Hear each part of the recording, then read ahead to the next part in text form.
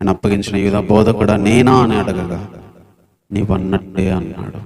మీలో ఒకడు నన్ను అప్పగిస్తాడు. ఇంకో సందర్భంలో చెప్తాడు మీలో ఒకడు సాతాను అని. ఇక్కడ అప్పగించని 11 మంది గురించి చెప్పలేదు, కానీ అప్పగించబోయే ఒక వ్యక్తి గురించి చెప్పాడు. కొన్నిసార్లు బాధగా ఉంటది ఈ మాట తీసుకోవాలి.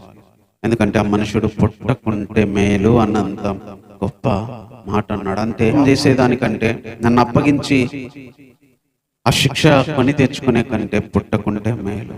తన చివరి రోజు చివరి రాత్రి ప్రాణం పోయే కొన్ని గంటల ముందు ఒక వ్యక్తి పాపాన్ని చెప్తూ వచ్చాడు, ఒక వ్యక్తి మోసగాడని చెప్తూ వచ్చాడు. దేవుడు మన పాపాల గురించి చెప్తాడు. ప్రభువా నేను ఈ పాపం చేశానంటే అవును నువ్వు చేశావు. కొన్నిసార్లు పాప ఆలోచనలు మనలోకి రాకుంటేనే మేలు, వస్తే దాని శిక్ష భయంకరంగా ఉంటది. కొన్నిసార్లు కరెక్ట్ గా చెప్తాడు యేసుప్రభువుకు మొహమాటం ఏం లేదు. నేనా అంటే నువ్వే అంటాడు, తప్పు నీదే అని చెప్తాడు.